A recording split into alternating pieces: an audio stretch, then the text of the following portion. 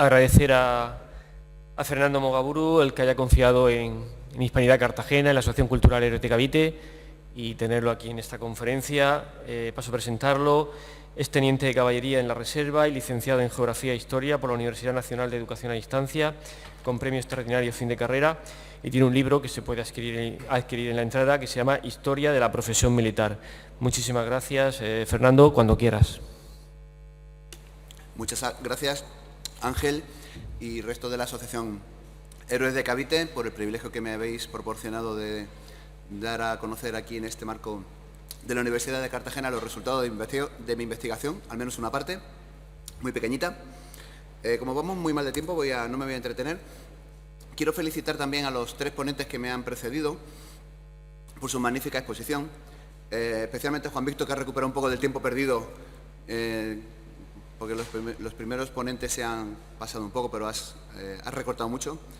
Pero te voy a corregir un poco lo que acabas de comentar, que no es un fallo tuyo realmente, sino un tópico muy repetido en la historiografía española, que es esta frase que tenemos ahí en pantalla: España mi natura, Italia mi ventura, Flandes mi sepultura, que da a entender como que los soldados de los tercios nacían en España, se iban a Italia de vacaciones y luego iban a Flandes a morir por Dios y por España. Bueno, esto no es realmente así, porque los españoles fueron solamente un 20% del ejército imperial, había otro 20% de italianos, había otro 20% de valones. Los alemanes casi constituían un 30%, porque fue siempre el contingente más importante. Y luego teníamos otros contingentes menores de irlandeses, de ingleses, de esguízaros, que eran los suizos católicos, y de portugueses, por supuesto.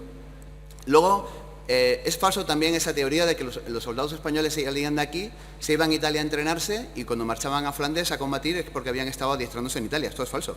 Los soldados salían de España, iban a Italia a combatir, desde Italia iban a África a combatir, y algunos de ellos marchaban a Flandes a combatir. Pero también es cierto que desde los puertos del Cantábrico salían muchos contingentes de soldados españoles directamente a Flandes sin pasar por Italia. Entonces, bueno, también es cierto que en Italia hubo batallas tan sangrientas como la de Rocroi, por ejemplo, Cerisoles. Entonces, yo creo que en Italia puede haber más tumbas de soldados españoles que en Flandes. Por lo tanto, yo esta frase me gusta matizarla y cambiarla por esta, que ya no está enfocada desde el punto de vista del soldado, sino de los tercios. Los tercios nacieron en Italia, concretamente en Lombardía, allí es donde aparecen los primeros. Los tercios, algunos de ellos fueron a Flandes, otros fueron a África, otros fueron incluso a América, como ahora veremos. Todos ellos, por definición, pasaron por el mar, se embarcaron en algún momento de su historia, como ahora veremos, bien sea para pasar del puerto de Málaga, de Cartagena o de Barcelona hasta Italia o hasta Flandes. Bueno, en el caso de Flandes, desde Santander o desde La Coruña, todos los tercios, por definición, tuvieron que embarcarse para que los llevaran a sus teatros de operaciones correspondientes, y los tercios murieron en España, no murieron en Flandes. En 1704, Felipe V ordenó que todos los tercios fueran transformados en regimientos. Una decisión que la gente que no conoce cómo funciona el ejército aplaude como una decisión revolucionaria, pero lo cierto es que durante 200 años los tercios fueron la fuerza imbatible en toda Europa, salvo con todas excepciones, batallas desastrosas como esta que he mencionado, de Rocroi o de Cerisoles. Pero lo cierto es que en cuanto nos convertimos en regimientos, los austríacos tardaron 6 años en echarnos a patadas de Italia y de Flandes. Así que a mí me parece que la solución sería revolucionaria, pero muy eficaz no fue. Bueno, entrando ya en materia, voy a exponerles este plan de trabajo. Como todo trabajo de investigación, pues tiene unos antecedentes y unas conclusiones, y luego en el desarrollo intentaré que les quede clara la diferencia entre un tercio embarcado, un tercio de armada y un tercio de ultramar, que son tres cosas completamente diferentes y que la mayoría de historiadores que proceden de la universidad y no tienen muchos conocimientos científicos, obviamente, pero a lo mejor no tienen esa perspectiva que tenemos los militares de nuestra propia historia, pues confunden. Y por el contrario, hay militares que se dedican a escribir de la historia, pero carecen de los conocimientos históricos necesarios, porque no tienen la licenciatura, para contextualizar lo que leen, sobre todo en las obras de otros autores, ¿no? Pero como les digo, estos tres tipos de tercios son completamente diferentes. Yo espero que al final de la presentación les haré un examen a ver si ustedes son capaces de aprobarlo. Lo primero que tenemos que tener claro es que las primeras operaciones navales de España no las realizaron los tercios. Como todos sabemos, España es el producto, básicamente, de la fusión de los reinos cristianos de Castilla y de Aragón. Y fue precisamente Aragón el que comenzó a hacer operaciones anfibias durante la Reconquista, concretamente la invasión de Mallorca, por Jaime I, en 1229. Su primer almirante, y por tanto el primer almirante de España, se llamó Carroz. No sabemos el nombre, solamente sabemos el apellido. Luego lo hizo marqués, y tuvo una descendencia muy fructífera, pero no sabemos más de este hombre. Es una figura casi legendaria. Después de concluir la reconquista aragonesa con la toma precisamente de Murcia, aunque luego Murcia fue cedida por los reyes de Aragón a Castilla, los monarcas aragoneses ya no tenían más tierras aquí en la península ibérica que conquistar y por lo tanto se reorientaron hacia el Mediterráneo. Y su política expansiva les llevó en primer lugar a conquistar Sicilia, luego Cerdeña y luego Nápoles. Nunca se llegó a conquistar Córcega, aunque sí que figuraba en la intitulación real, y de hecho el Papa se le había concedido un feudo al rey de Aragón. Pero los corsos presentaron siempre una férrea resistencia y al final acabaron siendo conquistados por los genoveses. Todos hemos escuchado hablar de los almogávares y los tenemos casi como unos marines, ¿no? Unos soldados de élite españoles que fueron a llevar nuestra bandera a Grecia, ¿no? Y a combatir allí por España y por la cristiandad. Bueno, pues esto es ridículamente falso. Estos hombres no eran soldados, eran mercenarios, no servían al rey de España, ni al de Castilla, ni al de Aragón, por supuesto, sino al mejor postor. Vendían sus servicios al mejor postor. En este caso lo vemos desfilando delante del emperador Andrónico de Constantinopla. Fueron unos mercenarios, como les digo, sedientos de sangre, que no dudaron en realizar verdaderas escabechinas entre la población civil. Así que el ejército español no les debe nada, ni no tenemos que sentirnos deudores de su pasado. La primera operación anfibia de Castilla tampoco es la conquista de Sevilla, como circulan en los propios libros de historia de la Armada Española, sino la conquista precisamente de Cartagena, en 1246. Y esta conquista se la llevó a cabo Roy García de Santander, que fue, por tanto, el primer jefe de la Armada castellana. Con la particularidad de que era una armada, más que una armada, era una flota mercante contratada en Santander y que cuando acabó la campaña de Cartagena, pues volvió allí a dedicarse a sus tareas habituales de pescar atunes y caballas. La campaña de Sevilla fue la segunda y fue dirigida por Ramón Bonifaz, pero este hombre, al contrario de lo que dice también la historia oficial de la Armada Española, nunca obtuvo el cargo de almirante. El almirantazgo español se creó 5 años después, en 1253, no lo hizo Fernando III, sino su hijo Alfonso X. Y el primer almirante, como vemos ahí, fue Roy López de Mendoza. Esto no me lo invento yo, no está en los libros, está en los manuscritos, que es a donde tenemos que ir los verdaderos historiadores. En las 7 partidas, ya Alfonso X legisló las misiones de todas las personas que combatían embarcados, empezando por el almirante, que era el jefe de la Armada, el comitre, que sería el equivalente a un moderno capitán de navío, el náuchare, que era el piloto, es decir, el que entendía de las cartas de navegación, esas cartas de navegación que permitieron ir a Filipinas, como nos han contado antes, los marineros, que eran los que se encargaban del velamen, y los sobresalientes. ¿Quiénes eran los sobresalientes? Pues fíjense, los sobresalientes eran los antecedentes de la infantería marina española. Eran peones de marina, pero curiosamente no solamente eran peones que utilizaban ballestas, también eran hombres de armas. Y un hombre de armas en la Edad Media es un caballero, es un personaje de caballería, que podían embarcarse con caballos o sin caballos. Ya algunas galeras estaban preparadas para transportar caballos, concretamente las táridas. Así pues ya tenemos un antecedente en el siglo XIII de lo que es la moderna infantería y caballería de marina española. Esta armada recién creada tuvo como primer escenario de combate el estrecho donde se conquistaron sucesivamente Tarifa, Algeciras y Gibraltar. Pero luego la Reconquista sufrió un parón durante casi 150 años, porque estalló la guerra civil entre Pedro I de Borgoña y Enrique II de Trastámara. A uno de ellos lo apoyaba el rey de Francia y a otro el rey de Inglaterra. Por lo tanto, la Armada castellana se desplazó del estrecho de Gibraltar hasta el Cantábrico para combatir durante la Guerra de los 100 años por igual a los ingleses y a los franceses, como vemos ahí, por ejemplo, en esta batalla de La Rochela. En 1475 se firmó la Concordia de Segovia y es este papel el que da origen al Reino de España, aunque algunos hablan de que España nació con Felipe V y otros con la Constitución de Cádiz. Es falso. Porque cuando se conquistó México no se le puso Nueva Castilla, ni Nueva Aragón, se le puso Nueva España, ¿no? Se le puso Nueva España porque ya existía una vieja España aquí. Esta Concordia de Segovia la firmó Isabel de Castilla y Fernando de Sicilia, puesto que no heredaría Aragón hasta 4 años después. Pero eso le autorizó a enviar a Canarias la primera flota conjunta, mejor dicho, la primera armada, vamos a diferenciar la flota civil de la armada militar, la primera armada conjunta castellano-aragonesa. Rejón mandaba los barcos castellanos y Algaba mandaba los barcos aragoneses. Como había cierta rivalidad regional, porque era uno del Real Madrid y el otro del Barça, pues acabaron enfrentándose entre ellos y les cortaron a los dos la cabeza. Y al final la conquista de Canarias la finalizó Alonso Fernández de Lugo. Cuando ya por fin se acabaron las crisis sucesorias, Fernando el Católico, que era el verdadero guerrero de esa pareja, porque Isabel era una excelente política y se dedicaba sobre todo al orden público, al gobierno interior del reino, a la economía, y Fernando, como buen rey feudal, era un caballero, armado caballero y soldado. Y él es el que se dedicaba a la guerra. Y pues él dedicó, en 1482, decidió afrontar la conquista de Granada, que era, como todo el mundo sabe, el único reino musulmán que quedaba en la península. Un reino musulmán que sustentaba su poderío no solamente en las fuerzas de tierra, sino también en su armada, porque estaba basada en Málaga y desde allí tenía suficientes socorros y suficiente habituallamiento desde las plazas norteafricanas. Por lo tanto, para conquistar Granada, lo primero que tuvo que hacer Fernando fue enviar tanto las galeras catalanas que navegaban por el Mediterráneo como las carabelas castellanas que navegaban por el Atlántico a Málaga para establecer un bloqueo e impedir que esta ciudad pudiera ser socorrida desde el norte de África. Una vez que Málaga cayó, que fue precisamente la única plaza de importancia que presentó cierta resistencia, puesto que Granada no se tomó al asalto, como también dice una leyenda urbana, Granada capituló, fue Málaga la única que resistió un asedio bastante duro, creo que fueron 2 meses.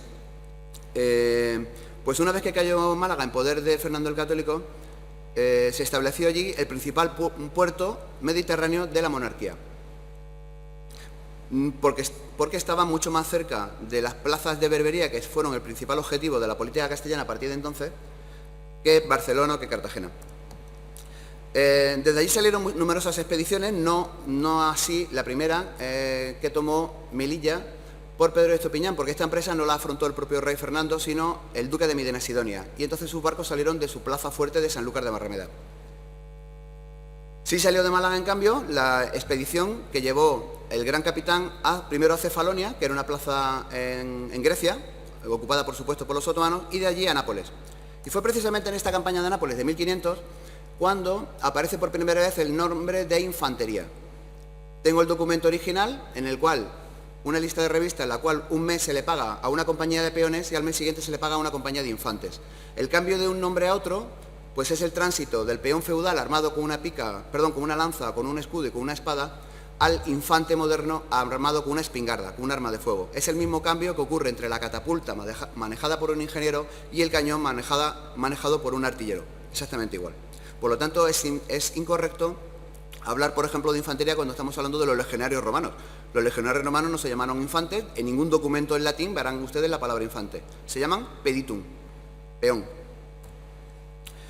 La primera empresa de la infantería española, pues ya podemos hablar de España, fue la toma de Mazalquivir en 1505. Y sucesivamente se tomaron también Orán, Bujía, Argel y Trípoli. Todas estas empresas, hablando de Pedro Navarro, que era el capitán general, digamos, de la escuadra esta basada en Málaga. Este hombre fue el primero que desarrolló la organización por coronelías, aunque este había sido un invento en Italia en el último mes de la guerra. En 1504 apareció el primer coronel, que se llamó Alonso de la Rosa, pero las coronelías tuvieron su bautismo de fuego en el norte de África, en Berberia, puesto que ya Nápoles estaba pacificado después de la batalla del Garellano. Estas coronelías se diferenciaban en que agrupaban compañías mandadas por un capitán, pero estas coronelías tenían una entidad etérea. Se creaban por una campaña y acabada la campaña las coronelías se disolvían. El coronel no era un mando que cobrara permanentemente del rey si no estaba en guerra. Esto es lo que lo permite diferenciar las coronelías de los tercios, que es lo que vamos a estudiar a partir de ahora. A partir de 1510, cada coronel tenía como segundo al mando de su coronelía a un maestre de campo. Y a partir de Génova, ese maestre de campo será el que se encargue de mandar lo que se vino a llamar tercio. Y se llamó así por un mero accidente. Nunca existió la ordenanza de Génova, que algunos autores también poco informados nos hablan de ella. Lo que existió fue una instrucción que dio Carlos I para que sus pagadores liquidaran los atrasos que le debían al ejército que había invadido Marsella, por cierto, de forma infructuosa. Y lo hizo el 15 de noviembre de 1536, que este debería ser el verdadero Día de los Tercios. Animo a Juan Víctor Carboneras a que le cambie el nombre a su asociación, porque es el verdadero día en el que nacieron los tercios, y no el 31 de enero. Juan, lo dejo a tu criterio. En esta instrucción de Génova aparecen los tercios de Nápoles y Sicilia, el tercio de Lombardía y el tercio de Málaga. Como digo, es la primera vez que aparece la palabra tercio en un documento oficial. El hecho de que apareciera al principio el tercio de Nápoles y Sicilia ha dado lugar a que algunos autores hablen de que eran un tercio único, que venía de los dos sitios. Falso también, puesto que la instrucción, unos párrafos más abajo, habla de 4 maestres de campo. Y si hay 4 maestres de campo, igual que si ahora hay 4 coroneles, es que había 4 tercios. Otro error que han cometido algunos autores es que han asignado el mando de estos tercios en el orden de aparición en los títulos de crédito. Y esto es otro error, porque el primero es Jerónimo Mendoza, que no mandaba el tercio de Nápoles y Sicilia, sino el de Lombardía. Álvaro de Grado mandaba el de Sicilia, Rodrigo de Ripalda mandaba el de Nápoles, y Juan de Vargas acababa de sustituir a Garcilaso de la Vega en el tercio de Málaga, porque acababa de morir de una pedrada en la cabeza. Así que si trasladamos la instrucción de Génova al lenguaje contemporáneo, tendríamos que leerla de esta forma. Lo que hizo Carlos I no fue una revolución táctica que creara una nueva unidad, como cuando luego se creó el regimiento o cuando se creó el batallón. No. Lo que hizo Carlos I fue pagar a sus tropas en 3 partes, y de ahí viene el nombre de tercio, porque si no habrían sido 4 cuartos, ¿vale? Coincidiendo que en la primera parte se le pagó a 2 tercios diferentes, al de Sicilia y al de Nápoles, que como vemos tienen fechas de creación diferentes. El primero es el que había combatido ya en Pavía. Perdón, en Pavía combatieron los 2. El primero combatió ya en la Bicoca. Todos estos tercios se embarcaron en algún momento de su historia, siendo el primero de ellos el tercio de Lombardía, y no el de Nápoles, como también se puede leer en cualquier libro medianamente especializado. El tercio de Lombardía, que lo hizo en la flota genovesa de Andrea Doria para tomar la plaza griega de Coronia a los otomanos. 3 años después se embarcaron también los tercios de Sicilia y de Nápoles para tomar las plazas de Túnez y de Bona. Bona es una plaza que está en Argelia. En esta toma de Túnez no solamente combatió la infantería, antes de incluso de organizarse en tercios, sino también la caballería. Así que podríamos hablar también de nuevo de la caballería de marina. El mando de la caballería ese día lo ejercía el duque de Alba, que ejercía de escudero del Carlos I, que cargó al frente de su caballería ese día y a punto estuvo de morir. Bueno, pues estos 3 tercios primeros de Lombardía, Nápoles y Sicilia no llegaron hasta la actualidad, no le pueden legar su historial a ningún regimiento contemporáneo, ni siquiera al de San Sebastián, que se autoproclama tercio viejo de Sicilia. Es falso, porque el tercio viejo de Sicilia, junto con el de Lombardía y el de Nápoles, fueron reformados por el Marqués del Basto. En esta época, siglo XVI y XVII, incluso en el XVIII, cuando hablamos de reforma es el equivalente a una adaptación orgánica actual, por la cual una compañía puede ser segregada de un tercio, agregada a otro o bien disuelta. Cuando se disuelven todas las compañías que forman un tercio, el tercio desaparece. Fue precisamente el Marqués del Basto, que vemos ahí en esa imagen, de Tiziano, el primero que estableció cómo tenía que organizarse un tercio. Como bien ha dicho antes Juan Víctor, esta es una organización teórica, porque luego cada tercio tenía en el orden de combate tantas compañías y tantos soldados como podía. Pero el Marqués del Basto este día, en 1538, estableció lo siguiente: un tercio con 8 compañías, bueno, de hecho 2 tercios, porque uno lo mandó a Hungría y otro se quedó en Lombardía, con 8 capitanes, de los cuales uno mandaba una compañía exclusivamente de arcabuceros y otros 7 mandaban compañías mixtas de picas y arcabuces. Como vemos, estas son las 2 únicas armas que llevaba el tercio: picas y arcabuces. Y por cierto, ven ahí el pífaro. Hay quien habla de pífano, no acababa en N, acababa en R. Otro fallo también de la historiografía contemporánea. Basta con leer cualquier manuscrito original para darnos cuenta del error. Bien, lo que no tenía tampoco el tercio eran compañías de rodelas, que esto también lo verán ustedes en muchos libros. El tercio se llama así tercio porque era un tercio de picas, un tercio de arcabuces y un tercio de rodeleros. La rodela es ese escudo que lleva este señor, que por la armadura debe ser un capitán, y la armadura, la espada, el morrión y la rodela eran armas individuales. Todo soldado podía llevarlas o no, dependiendo del dinero que tuviera para gastarse en protegerse a sí mismo. Pero no había una compañía de rodeleros. La rodela se utilizaba sobre todo en los abordajes, en el combate cuerpo a cuerpo, como este que vemos aquí, que son 3 soldados del tercio de Málaga, representados creo que por Pablo Outeiral. Y este tercio de Málaga fue extinguido en el sitio de Castelnuovo junto al de Florencia, que fue el primero que nació en 1537 ya con el nombre de tercio, porque los otros, como hemos visto, lo recibieron por accidente. Como ya tenemos a los 3 tercios disueltos, es decir, el de Lombardía, al de Nápoles y el de Sicilia, y hemos visto cómo se había creado otro tercio segundo de Lombardía, pues Carlos I organizó otros 2 tercios para proteger Nápoles y Sicilia. Yo les llamo los tercios de la serie 2, como el BMW, porque si hablamos del tercio nuevo, hay que hablar luego del tercio kilo nuevo, tera nuevo, giga nuevo. No había un tercio de la serie 1, de la serie 2, de la serie 3, de la 4 y hasta de la 5, como ahora veremos. Bueno, ya hemos visto que los 2 primeros, de Nápoles y Sicilia, se emplearon también en una operación anfibia para conquistar Argel, pero al contrario que de Túnez, esta campaña fue un desastre. A punto también estuvo el emperador de morir ahí, porque ya vemos que Carlos I era un rey de los de antes, un caballero feudal que cargaba al frente de su caballería y no dudaba en fundarse su armadura. Después de él, ningún otro monarca lo ha hecho.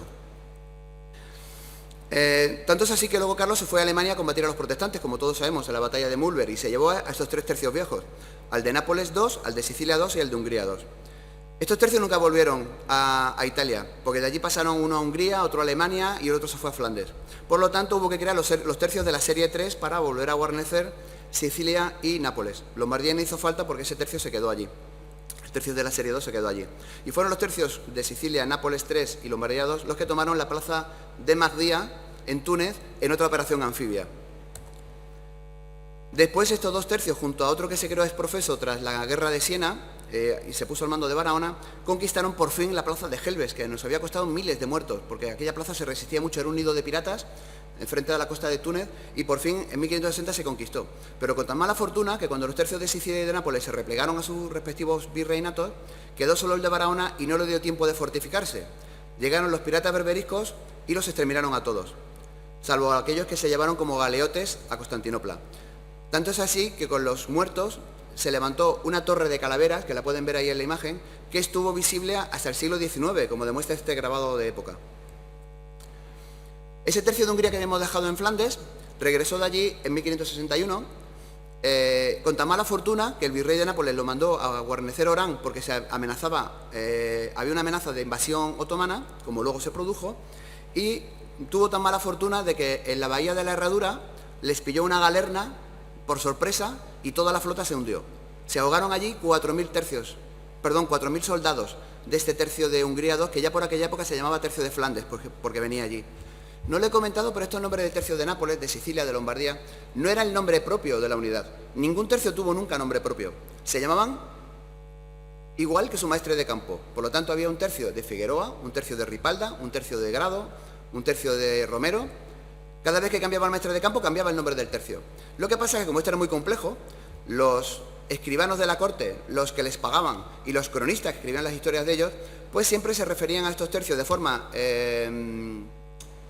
¿cómo lo diré?, extraoficial, por el sitio de donde venían. Entonces había un tercio que venía de Sicilia en un momento dado, pero luego ese mismo tercio, luego venía de Lombardía y luego venía de Hungría. Y un mismo tercio pudo recibir 3 nombres o 4 a lo largo de su historia. Este es otro error de los historiadores contemporáneos, que piensan que un tercio de Sicilia nació, se crió y murió en Sicilia. No. El tercio de Sicilia de Álvaro de Sande luego se llamó tercio de Lombardía, luego se llamó tercio de Hungría y acabó siendo tercio de Flandes, por ejemplo. Bueno, en 1564, los tercios de la serie 3, junto al de Cerdeña, el primero de Cerdeña, que algunos también confunden con el tercio viejo, tomaron Vélez de la Gomera, que desde entonces, como todo el mundo sabe, forma parte del territorio español.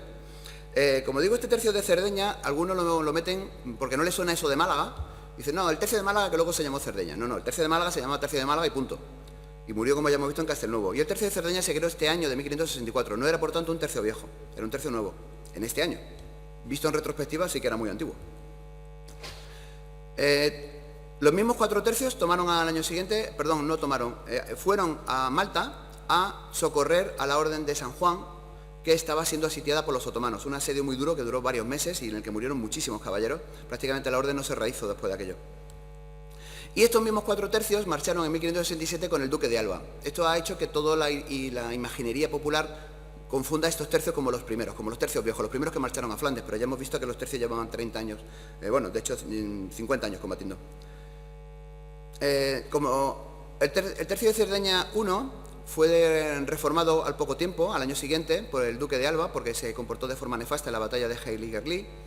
El tercio de Nápoles III fue reformado en 1574 por Luis de Requesens para rehinchir los otros 2. Esta era la palabra que utilizaban, rehinchir, era como engordar a los otros 2 que estaban ya faltos de gente. y el tercio de Lombardía II fue reformado disciplinariamente por Alejandro de Farnesio porque se amotinó contra el conde de Mansfeld. Con lo cual, en 1713, el único tercio de los que marcharon con Alba que regresó a España fue el tercio de Sicilia III, y hoy día comparten su historial el Regimiento de la Reina y el Regimiento de Galicia, porque llevó los dos nombres. Es, por tanto, la unidad más antigua del ejército español y no el Regimiento Soria, como dicen algunos por ahí, ni el Regimiento Inmemorial, ni nada. Estos dos, ex aequo, comparten el honor de heredar el historial del tercio de Sicilia III. Obviamente, como estos tercios no volvieron de Flandes, pues el rey al principio esperó unos años pensando en que esos tercios algún día el duque de Alba resolvería la situación y regresarían, pero al no ser así, en 1570 organizó otros tercios de la serie 4, el Nápoles 4, el Sicilia 4 y Lombardía 4, que fueron los que combatieron en Lepanto. Por lo tanto, en Lepanto no había tercios viejos tampoco, tercios nuevos, tercios de bisoños, de soldados recién reenganchados. Así que imagínense lo que habría ocurrido si allí hubieran ido los verdaderos tercios viejos, habríamos conquistado todo el Imperio Otomano de una tacada. Esto no fue así, entre otras cosas, porque Juan de Austria está muy sobrevalorado, no tuvo esa visión estratégica de que después de ganar la batalla tenía que haberle dado al sultán un susto en Constantinopla. Decidió invernar en Italia y entonces perdió la oportunidad. Combatieron en esta batalla también otros dos tercios, el tercio de Figueroa y el tercio de Moncada. Ambos habían sido organizados en 1569, es decir, 2 años antes de la batalla, para combatir aquí las Alpujarras contra los moriscos granadinos. Por lo tanto, ningún tercio viejo en Lepanto.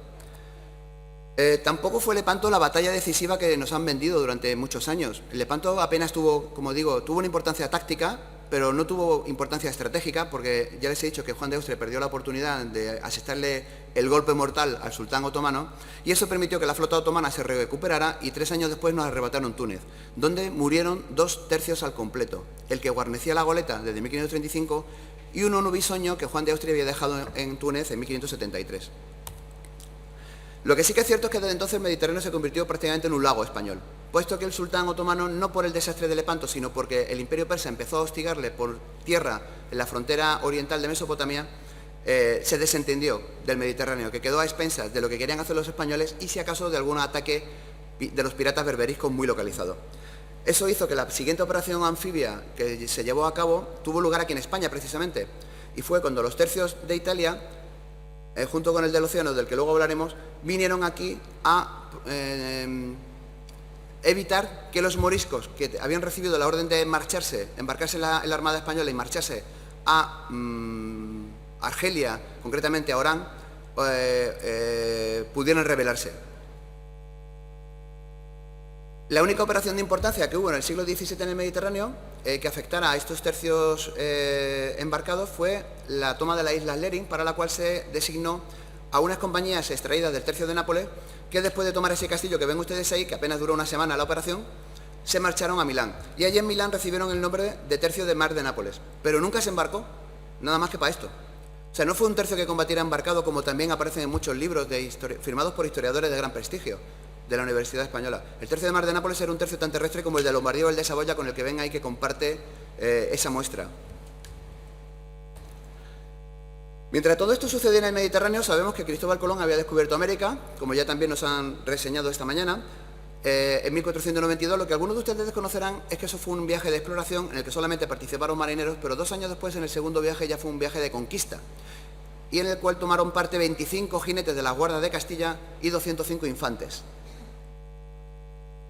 Una guarnición muy exigua, pero suficiente para acabar con los pocos caribes y araguas que sobrevivieron a esas epidemias que por lo visto sufrieron porque las llevaron los españoles. No fue un genocidio premeditado, como también nos acusa la leyenda negra. Mala suerte. Tampoco cuenta la leyenda negra que los caribes y los araguas se comían los unos a los otros. La primera expedición importante que se emprendió para la conquista de lo que hoy llamamos América, que en aquella época eran las Indias Occidentales, fue la que emprendieron a tierra firme Balboa y Pedrerias, junto con 1.500 soldados. Esos 1.500 soldados tenían un maestre de campo. No tenían un tercio, puesto que en 1513 no había todavía tercios ni siquiera en Europa, por lo tanto no los podía ver América, pero tenía su maestre de campo, que era Fernando de Fuenmayor. Pero sí que nos encontramos en tierra firme, por ejemplo, en 1642, basta con consultar el Archivo de Indias para ver un tercio en tierra firme, el tercio de la Castilla del Oro de las Indias de tierra firme. Este tercio tuvo una vida ininterrumpida, porque no era un tercio del ejército regular, sino un tercio de milicias. Es decir, no estaba compuesto por soldados profesionales, a sueldo del rey todo el año, sino por civiles, campesinos, zapateros, tejedores, médicos, que en un momento dado, cuando había una invasión inglesa, francesa o holandesa, cogían el fusil, pegaban 4 tiros y luego dejaban el fusil en su armario y volvían a sus quehaceres domésticos. Pero sí que formaban un tercio cuando hacía falta. En 1519 comenzó la conquista de México, de Nueva España, por Hernán Cortés, que llevó 16 caballeros con sus caballos y 700 infantes. Y estos infantes, como era normal en Europa, pues también llevaron a México su maestre de campo, que se llamaba Cristóbal Oliz. Como también había ocurrido en tierra firme, en 1519 aún no se hablaba de tercios en Europa, por lo tanto no se pudo hablar de tercios en México. Pero su maestre de campo luego se replicaron, hubo otras unidades que sí que se convirtieron en tercios mexicanos. Ahí tienen, por ejemplo, 2, extraídas al azar del Archivo de Indias. Uno de 1616, en el que se organiza un tercio para socorrer las Islas Filipinas, y otro en 1658, cuando el tercio mexicano, y además tiene este nombre, marcha a socorrer Santo Domingo. Pasamos al Perú, donde Pizarro conquistó el Imperio Inca con apenas 36 caballeros y 180 infantes. Este número de soldados se multiplicó bastante durante el siglo, pocos años después de la conquista, porque Pizarro y su socio Almagro se enfrentaron entre sí, y eso dio lugar a una guerra civil en Perú que duró una década y en la cual se organizaron hasta 6 tercios. Ahí tienen los nombres de los maestres de campo. Os dejo ahí para los que niegan que se hicieran tercios en América. Hoy tienen 6 más. Esos tercios fueron reformados después de cuando acabó la guerra civil, puesto que el territorio de Sudamérica, como todo el mundo sabe, es enorme, y esos 1.500 soldados no podían ir juntos a cada sitio. Bastaba con que un capitán con 30 o 40 soldados marchara por su cuenta para someter a la escasa resistencia que ofrecían los indígenas, puesto que ya se había descabezado el poder central del emperador inca. Esto no ocurrió en Chile, porque Chile carecía de un poder centralizado. Los araucanos nunca se rindieron y aunque mataras a un jefe, el de la tribu vecina seguía guerreando. Por lo tanto, la guerra de Chile sí que duró muchísimo tiempo. Valdivia la comenzó, como ven ahí, en 1540, con 105 jinetes y 48 soldados, es decir, una proporción inversa a la que hemos visto hasta ahora, porque el territorio era muy extenso, había que viajar mucho para llegar allí, por eso hubo más caballeros que infantes. Y como luego los araucanos, como digo, no se rindieron, pues fue el único sitio donde hubo que aplicar no una política de exterminio, pues esto suena más bien a nazi, ¿no? Lo que hizo Hitler en Europa con los judíos, sino a una guerra continuada, una guerra sin cuartel, donde los indios acabaron desapareciendo. Pero fue una guerra justa, puesto que los españoles eran 4, como hemos visto, eran muy poquitos, estaban armados con armas de fuego, pero los indios combatían en su territorio y tenían superioridad numérica abrumadora. Como digo, es una guerra justa, por mucho que hoy día nos empeñemos en tacharla de cualquier cosa. Lo que sí que es cierto es que eso hizo que la resistencia indígena fue tan tenaz y tan heroica, que eso hizo que, por ejemplo, la población de Chile hoy día tenga un 90% de sangre europea, mientras que Bolivia tiene un 50% de sangre indígena. En México viven, creo que son unos 20 millones de indígenas, o por lo menos censados así, creo, si no que me corrijan nuestros compatriotas del otro lado del charco. Y, sin embargo, en Estados Unidos, al norte del Río Grande y al este del Mississippi, el porcentaje de indígenas es 0. Solamente hay un 6% de indígenas en Estados Unidos y es porque eran los apaches, los comanches que vivían en la zona de Nueva España y que siguieron siendo españoles o mexicanos hasta finales del siglo XIX. Por eso sobreviven. Vayan ustedes al censo de Nueva York y busquen a un descendiente de un iroqués, de un mohicano o de un delaware, a ver cuántos se encuentran. Yo juraría que 0. Así que esto de la leyenda negra y del exterminio español, pues a lo mejor habría que trasladarlo al norte y no al sur. Hemos visto que ahí en Chile, como estos araucanos no se rindieron, se organizaron 2 tercios permanentes. Estos tercios, al contrario que los de tierra firme, no eran de la milicia, sino del ejército regular. Se llamaron el tercio de Arauco y el tercio de Yumbel, y sobrevivieron hasta el siglo XVIII, en el cual se transformaron en regimientos. Y en el siglo XIX se incorporaron, una vez que Chile obtuvo su independencia, se incorporaron al ejército chileno. Al contrario que los tercios europeos, estos tenían caballería e infantería. Ya he dicho por qué. Por la extensión tan inmensa de aquellos territorios y por la necesidad de moverse rápido, de tener fuerzas de reacción que combatieran en cualquier parte de Chile, ¿no? Desde la base donde estaban. Concretamente el tercio de Arauco creo que tenía 4 compañías de infantería y 5 de caballería y el otro a la inversa. Ya nos han hablado antes mis antecesores de que Fernando Magallanes llegó a Filipinas en 1520, también nos han contado que lo mataron.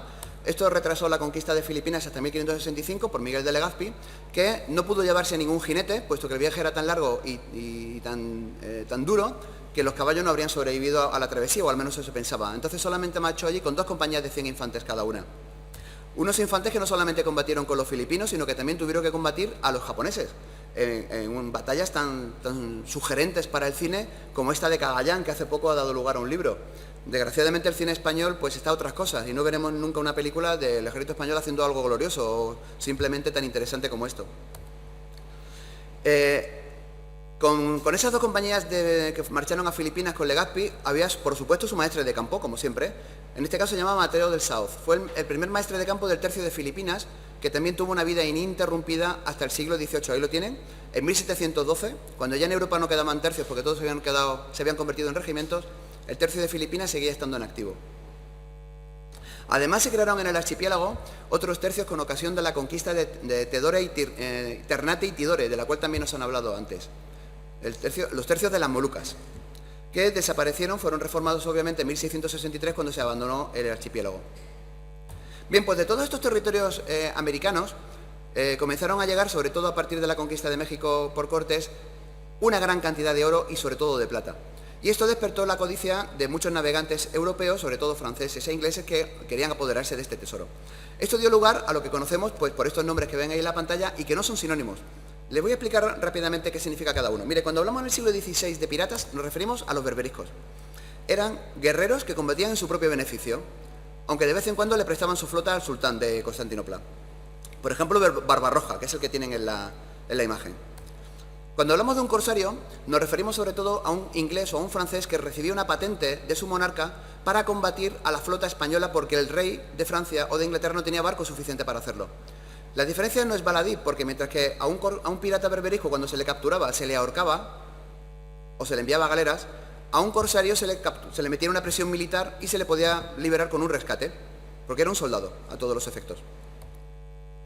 Los corsarios holandeses recibían el nombre de filibusteros, y este nombre viene de ese barco que tienen a la izquierda, que se llamaba en holandés es vlijboot, que significa barco volante, que es el antecesor de la fragata, y era mucho más ligera que el galeón.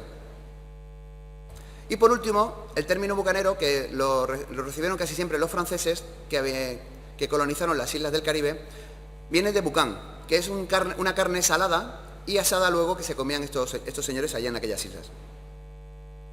Al contrario de lo que hacían los soldados españoles, que como bien nos ha explicado Víctor, comían otras cosas, sobre todo bizcocho. Bien, pues todos estos piratas, corsarios, bucaneros, etcétera, a partir de 1522 comenzaron a hostigar la flota que venía de Nueva España, y esto obligó a Carlos I a organizar la primera armada guardacostas. La tenemos aquí, el manuscrito original, la primera armada guardacostas. Y se llamó así porque no marchaba a América a recoger la flota, como luego ocurrió, sino que se limitaba a recorrer desde el Cabo San Vicente hasta el Estrecho de Gibraltar. Y en algunas contadas ocasiones, cuando había mucho riesgo de piratas, marchaba hasta las Islas Azores para acompañar la flota de vuelta. Esta flota embarcaba soldados, infantes, pero no embarcaba compañías, como se leen en algunos libros, reitero, mal informados. Embarcaban soldados sueltos, tantos soldados como entraban en cada galeón. Dependiendo del tonelaje del galeón, en unos galeones entraban 20 soldados y en otros 100 o 200. Se le llama gente de guerra, y viene ahí que en este año de 1522 la primera armada guardacostas tenía 1.500 hombres de guerra. Pero esta armada guardacostas la pagaban los propios comerciantes, mediante un impuesto que se llamaba avería y que gravaba las mercancías. Como todo el mundo sabe, a los comerciantes no les interesa que les suban los impuestos, porque eso hace que tengan que vender más caro y eso disminuye las ventas. Por lo tanto, en cuanto acababa la guerra contra Francia, la armada de guardacostas se disolvía, para que los comerciantes se ahorraran pagarles a esos soldados que estaban ociosos en Cádiz, sin salir. No salían a la mar porque no había enemigo al que combatir, ¿vale? Entonces esta armada se disolvió 4 veces, como ven ahí, y se volvió a organizar otras 4 veces. Todo esto cambió a partir de 1561 porque por primera vez Felipe II decidió organizar una armada permanente que escoltara a 2 convoyes que salían desde Sanlúcar de Barrameda 2 veces al año. Al principio fue mayo y septiembre, creo recordar, y luego fue enero y mayo, creo. No estoy muy ducho en estas cosas navales, pero una de las flotas marchaba a tierra firme y la otra a Nueva España. Iban escoltadas por una serie de barcos, tantos como pudiera pagarse la corona en cada momento, porque al contrario que los otros, que la armada guardacostas, esta flota la pagaba el rey. Hubo armadas de la Guardia de Indias de 2 galeones, la capitán y la almiranta, que era el número mínimo para ir uno delante y otro detrás de los barcos mercantes, y hubo armadas de la Guardia, que llevaban hasta 30 galeones. Con un número de infantes, pues imagínense. Al contrario que las armadas guardacostas, que embarcaban soldados sueltos, Esta armada de la Guardia de Indias sí que llevaba compañías con sus capitanes, con sus alféreces, con sus sargentos, exactamente igual que la del ejército. Y todas esas compañías se organizaron en un tercio, que a diferencia de los tercios del ejército de tierra, no estaban diseñados para combatir reunidos. Por lo tanto, no tenían un maestre de campo, tenían un gobernador, que era un cargo meramente administrativo para pasarles lista, pagarles, etc. Y arrestar al que se comportara mal. Este tercio de galeones es, por tanto, la primera unidad que hoy puede considerarse de infantería de marina en España. Y la antigüedad, como vemos ahí, es de 1561, no de 1537 como asegura el historial de la Armada. En estas ordenanzas de la Armada de 1633 vemos la composición. Vemos que cada armada tenía un capitán general, que iba en el galeón de cabeza, en el galeón capitana. El almirante iba en el galeón de retaguardia. El almirante era el responsable de toda la gente de marinería, es decir, de los capitanes de mar, que llevaban al maestre, al contramaestre, los pilotos, etcétera, etcétera. Los marineros y los artilleros, eso eran gente de mar, mientras que el gobernador del tercio de galeones se mandaba la gente de guerra, es decir, los infantes, cada uno de ellos con su capitán. En algunas ocasiones, un mismo capitán podía ser capitán de guerra y de mar, es decir, mandaba sobre los marineros y sobre los infantes, dependiendo de su experiencia. Luego, aparte, ahí de verde tienen al tema logístico, es decir, los que pagaban, los que juzgaban a los delincuentes, el capellán, etcétera, etcétera. Bien, este tercio de galeones tuvo una actuación destacada, puesto que desde 1561 hasta 1708 apenas lo pillaron 2 veces los piratas, o sea que la efectividad fue tremenda. Había 2 flotas al año y solamente lo capturaron 2 veces en casi 150 años, pues imagínense, la efectividad fue brutal. Tuvo victorias tan sonadas como esta de San Juan de Ulúa, pero tuvo también alguna derrota, como no, en matanzas contra el pirata, o mejor dicho, corsario holandés, mejor dicho, filibustero holandés, para hablar con propiedad, Pieter Heyn, y en Tenerife contra el corsario inglés Robert Blake. Desgraciadamente para la historiografía militar española, este tercio fue completamente diezmado en la batalla naval de Barú por los ingleses. Afortunadamente para los intereses españoles, el capitán general de la flota tuvo la sagacidad de sacar el tesoro, que era inmenso y que hacía falta aquí en España porque estábamos en la guerra de sucesión, lo sacó de las naves capitana y almiranta, que eran las más grandes y las que más oro podían transportar, y los metió en los pataches, que eran los barcos pequeñitos, de los que también nos han hablado antes. Esto hizo que los ingleses se entendieran de esas barcuchas y se dedicaran a atacar a los galeones. Los galeones los hundieron y con ellos los 1000 y pico hombres que llevaba el tercio de galeones. Pero el oro se pudo salvar. Y en esos pataches llegaron a Cartagena de Indias y 6 meses después la siguiente flota se lo llevó. ¿Qué ocurrió? Que el tercio de galeones se hundió, y con él su historial. Luego eso es un historial glorioso que no puede heredar ningún regimiento actual. Como los piratas y los bucaneros no eran tontos, pues aprovechaban cuando la Armada de la Guardia de India estaba aquí en España para atacar no los barcos del oro que no estaban navegando, sino las guarniciones costeras. Cartagena, Portobelo, la propia Panamá, saqueaban y se llevaban lo que podían. Mujeres, vajilla, ropa. Para impedirlo, el virrey de Nueva España, como buen criterio, le pidió al rey en reiteradas ocasiones que le permitiera organizar una armada allí, en Indias. No una que fuera y volviera, sino una allí fija, que se llamó Armada de Barlovento. Lo tienen aquí en el manuscrito original. Esta armada tuvo una vida intermitente. Primero porque el virrey de Nueva España no tenía tantos recursos económicos, ni humanos sobre todo, como el rey de España. Por lo tanto, la mayoría de las veces no tenía ni barcos ni soldados suficientes para protegerlos. Y cuando tenía los suficientes, el rey de España les decía: ¿que tienes 30 barcos? Pues para España, que nos hacen falta aquí. Y se los llevaba. Por eso se organizó 4 veces esta armada y este tercio de Barlovento. Al final, el último tercio fue el que protagonizó, porque llegó hasta finales del siglo XVIII, fue el que protagonizó pues esas películas como vemos en la serie de Black Sails o esas películas de piratas que todos estamos acostumbrados a ver en el cine. Este fue el que se enfrentó a esos piratas, por ejemplo, Barba Negra o Morgan allí en el Caribe. El Pacífico, en cambio, siempre tuvo una vida, como su propio nombre indica, mucho más tranquila, puesto que la distancia era tan enorme y había tantas complicaciones para atravesar el Cabo de Hornos en aquella época y el Estrecho de Magallanes, que las potencias europeas no tenían ni los barcos necesarios ni el dinero suficiente para pagar una armada que pudiera conquistar aquello. Entonces las únicas incursiones que se realizaron en el Pacífico fue a cargo de corsarios, por su cuenta y riesgo, con 1 o con 2 barcos. Uno de ellos, en 1615, atacó el puerto del Callao, que era de donde se embarcaba la plata que salía de las minas estas que nos han comentado antes, del Potosí, hasta Panamá, donde se entregaba a la flota que venía a recogerlos para llevárselo a España. Entonces lo que hizo el virrey con buen criterio, el virrey en este caso el virrey del Perú, fue crear un tercio fijo en el Callao, otro más a sumar a esta lista de tercios fijos que la gente niega que existan, un tercio que tuvo 5 compañías con 100 hombres cada una, y 2 de esas compañías se embarcaban anualmente, una en el galeón Almiranta y otro en el galeón Capitana. Son un poco raros porque los submarinos les llaman siempre con nombres femeninos a los barcos, porque hablan de naves, y esas 2 compañías por turno eran las que protegían esta armada, que nunca tuvo más que esos 2 barcos. En el mejor de los casos iban protegidas por algún patache más. Esta armada del Mar del Sur sí que tuvo una vida continua. Desde 1616 tuvo una vida ininterrumpida hasta el siglo XVIII. Bien, pues lo mismo que ocurría esto en América, en el que vemos que hay flotas que van y vienen, protegidas como tal, pues eso mismo ocurrió aquí en Europa a partir de que la batalla de Lepanto, como hemos dicho, bajó la intensidad bélica del Mediterráneo, y que la conquista de Portugal por el Duque de Alba en 1580 trasladó el foco político y estratégico de la monarquía hispánica al Atlántico.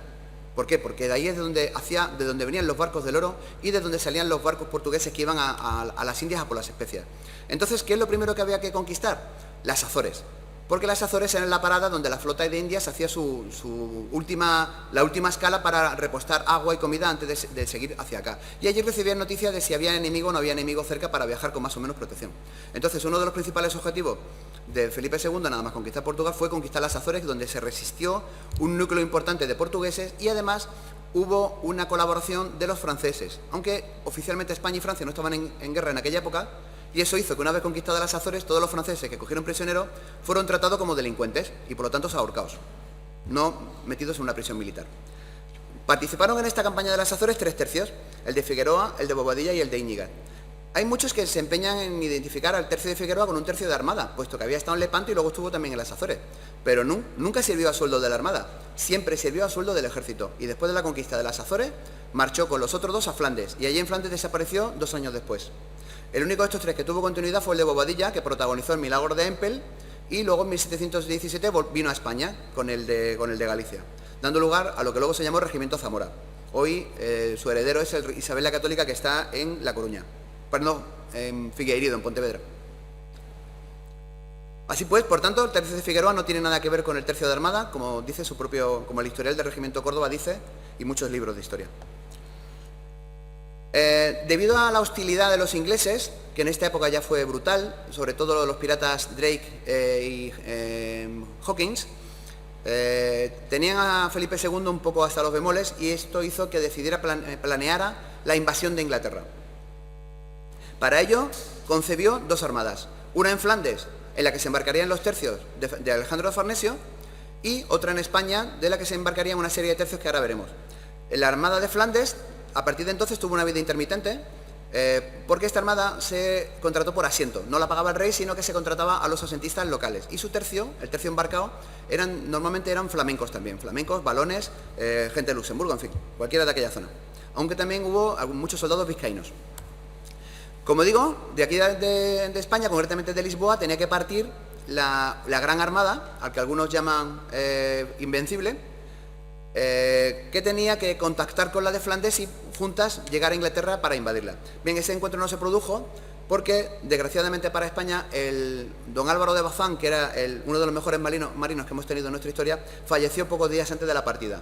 Y Felipe II tuvo la poca vista de dejarle el mando de esta armada al duque de Medina Sidonia, porque era el capitán general de la costa de Andalucía, no por otro motivo, porque este hombre no había embarcado en su vida, no sabía nada de barcos ni de tercios. De hecho, hay que decir a su favor que él le dijo a Felipe II que no estaba preparado, pero el rey se empeñó y ya está. Y este hombre se pasó toda la travesía en su camarote mareado, no pudo participar en ninguna batalla. Desgraciadamente sacó la cabeza un día para tomar la nefasta decisión de que, después de que la flota había sido dispersada por estos brulotes ingleses que vemos ahí en esta ilustración, en vez de seguir hasta Flandes a toda costa, rompiendo el bloqueo inglés, decidió regresar a España rodeando las Islas Británicas. Un viaje, como pueden ustedes comprender, terrible, porque se enfrentaron a las tormentas del Mar del Norte. Muy largo. Afortunadamente los barcos llevaban alimento suficiente porque pensaban que se iban a quedar en Inglaterra durante varios meses, pero esto hizo que la flota se desperdigara, muchos barcos naufragaron por culpa de los temporales y, de hecho, murieron miles de soldados. Concretamente, el tercio de Nápoles IV nunca regresó. Naufragó al completo de efectivos allí en las costas de Escocia y de Irlanda. Eso hizo que se creara el único tercio de la serie 5, que fue el de Nápoles 5. Bien, Felipe II había concebido la invasión de Inglaterra en dos fases. La primera, como digo, era esa unión de las dos armadas de España y de Flandes, y luego una segunda armada que tendría que salir de Lisboa, para la que se iban a reclutar una serie de tercios. Como la primera fracasó, pues solamente se reclutó uno, que fue el tercio de Juan del Águila. Y como ya estaba operativo, con los barcos que volvieron de Inglaterra se le envió a Bretaña. Y allí, desde las costas de Bretaña, se dedicó a hostigar a los ingleses durante, pues, casi una década. Invadiendo, asaltando periódicamente poblaciones costeras, algún fuerte que otro, especialmente en la región de Cornwalls. En 1598, cuando España e Inglaterra firmaron la paz, cuando España y Francia firmaron la paz, pues este tercio tuvo que replegarse de Bretaña, y en su lugar se mandó una nueva expedición mandada por el propio Juan del Águila a Irlanda, porque los irlandeses no querían ser británicos. Puesto que el rey de Inglaterra era protestante, los irlandeses eran católicos y preferían ser vasallos del rey de España. Y por lo tanto ofrecieron al rey que enviara allí a los tercios, que ellos se ponían de su parte, y que una vez que se derrotara al ejército inglés, Irlanda pasaría a formar parte del Imperio Español. La operación no tuvo éxito, por diversos motivos que no vienen al caso, pero los irlandeses recuerdan esta expedición con dos tercios, el del Océano y el de Toledo, que tuvo lugar la batalla de Kinsale, le recuerdan como una fiesta nacional, y de hecho cada año se hace un homenaje a los tercios que allí participaron. Como ven, ahí aparece un tercio del Océano, que a partir de ahora lo vamos a ver de forma recurrente. Este es el tercio que se organizó en la isla Terceira, en las Azores, después de su conquista, con compañías segregadas de los tercios de Figueroa, de Bobadilla y de Íñiguez. Es el tercio viejo de la Armada del Mar Océano, que tiene una antigüedad de 1583, y por tanto, al desaparecer el tercio de galeones, pues este es el único que tuvo continuidad. El más viejo de los que tuvieron continuidad. Se llamó Tercio del Océano porque en 1602, viendo que todas esas armadas que se organizaban para Flandes, para Inglaterra, para Portugal y tal, no tenían demasiado éxito, Felipe II decidió como criterio crear una estructura permanente, una armada permanente con 24 galeones distribuidos en 3 escuadras. Una escuadra basada en La Coruña, que es la que recibió propiamente el nombre de Océano propiamente dicho, otra basada en Cádiz, que recibió el nombre del Estrecho, y otra basada en Portugal, o sea, en Lisboa, que estaba formada por portugueses, al menos mientras que Portugal siguió formando parte del imperio. Estos 3 tercios, embarcados en esas 3 escuadras, se convirtieron en unas unidades de reacción rápida, equivalente prácticamente a los guerrilleros actuales o incluso a la infantería marina actual. Eran tercios concebidos como los del ejército para actuar reunidos, por lo tanto tenían su maestre de campo. Y desempeñaron numerosas operaciones, como ahora vimos, o como esta que vemos aquí en el lienzo creo que es de Castelo, que está en el Prado, que es la recuperación de San Cristóbal. Desgraciadamente, la Armada del Mar Océano no empezó con buen pie, porque en 1607, en su primera operación bélica prácticamente de importancia, los holandeses la pillaron tomando el Gibraltar, y el tercio del Estrecho se hundió con toda esa escuadra. Afortunadamente, los otros 2 tercios, el de Portugal y el de Galicia, que como os digo se llamó Océano, aprovechando que estaban aquí los tercios italianos para expulsar a los moriscos, pues participaron en la toma de Larache y en la toma de la Mámora, 2 plazas fuertes que tenían los piratas berberiscos en la costa atlántica de Marruecos. De forma prácticamente simultánea, el duque de Osuna fue nombrado virrey de Nápoles, y allí decidió que, además de las galeras, que ya estaban un poco pasadas de moda, se incorporaran a la escuadra napolitana una serie de galeones. Y estos galeones, como hemos visto, tenían una tripulación permanente, unas compañías de soldados permanentes. Y estas compañías formaron un tercio que se llamó Tercio Napolitano de Armada, que muchos autores confunden con el Tercio de Nápoles o con el Tercio de Mar de Nápoles, cuando no tiene nada que ver con ninguno de los 6. Es un tercio completamente diferente, formado exclusivamente por napolitanos con oficiales napolitanos. Y se incorporó, obviamente, a la escuadra del Mar Océano, a la Armada del Mar Océano, como una 4ª escuadra. Tomaron parte, por ejemplo, junto a los tercios del Océano, del Estrecho, el de Portugal y uno nuevo que se creó para tomar esta plaza, en la recuperación de Bahía, que un año antes había sido conquistada por los holandeses. Luego marcharon a echar a los holandeses también de Pernambuco. Como les digo, fueron unos tercios de reacción rápida. Intervinieron en numerosos escenarios que no les voy a repetir para no cansarles. Avanzando un poco en el tiempo, nos vamos a encontrar con que los franceses en 1538 toman la plaza de Brissac y con ello cortan el camino español. Lo interrumpen. Desde entonces ya no se podían pasar soldados de Italia a Flandes a través de esa ruta que Juan Víctor nos ha retratado también, que atravesaba Piamonte, Saboya, el condado de Borgoña, Luxemburgo, hasta llegar a los Países Bajos. Que Flandes, por cierto, solamente era una de las 17 provincias de los Países Bajos, no era el conjunto. Bien, pues a falta de este camino por tierra, Felipe IV tuvo que optar por volver a enviar los tercios a Flandes por mar, a través del Canal de la Mancha y a través del Mar del Norte, que, como vemos, estaba plagado de piratas, de corsarios, mejor dicho, ingleses, y de filibusteros holandeses. Con tan mala fortuna que la primera expedición que reunió a toda la armada del Mar Océano, a las escuadras de Nápoles y a esos 6 tercios bisoños que salían de España y de Portugal para reforzar la guarnición de Flandes, fue acorralada en la bahía de Downs, en Inglaterra, por la flota inglesa y la hundieron también al completo. La pérdida fue terrible. España nunca se recuperó de esto. Esto hizo más daño que la batalla de Rocroi. Rocroi, a fin de cuentas, murieron tantos soldados como en cualquier otra batalla normal, 2 o 3.000. Hubo también 2 o 3.000 prisioneros, pero al año siguiente estaban de nuevo sirviendo en Flandes. Este fue el verdadero desastre y una de las causas por las que los tercios sufrieron tanto a partir de entonces. Porque al hundirse la flota entera no había forma de mandarle refuerzo y los tercios que estaban en Flandes tuvieron que aguantar muchos años hasta que les llegaron nuevos suplementos de personal. Afortunadamente, gran parte de los soldados que iban en esta flota fueron desembarcados antes de que comenzara la batalla por el capitán general, que creo recordar que era Oquendo, y la flota de esa armada que hemos visto de Flandes, en sus pataches, que no eran leones ni galeras, eran barcos pequeñitos capaces de navegar por los canales holandeses y belgas, pues los embarcaron allá los soldados y se los llevaron de Inglaterra a Flandes. Como digo, se tuvieron que batir el cobre muchos años porque el tráfico por el Canal de la Mancha se interrumpió a raíz de esta batalla. Eso hizo que los tercios del Mar Océano tuvieran que combatir a partir de entonces desembarcados en la campaña de Cataluña, aunque alguna operación naval sí que hubo, sobre todo el asedio de Cataluña de Barcelona por mar. Pero ya les digo, la mayoría de la campaña de Cataluña la realizaron los tercios del Océano combatiendo como infantería pura y dura, en tierra. En revancha por la invasión francesa de Cataluña, que es una cosa que los independentistas nunca cuentan, ellos cuentan que se independizaron en 1640, pero no cuentan que los franceses los invadieron y estuvieron 12 años allí en Cataluña y no dejaron títere con cabeza. Se llevaron todo lo que pudieron. Bueno, pues en represalia, los tercios de la Armada realizaron una operación de castigo en Burdeos. Esto es una operación que de la mayoría de los españoles no conoce.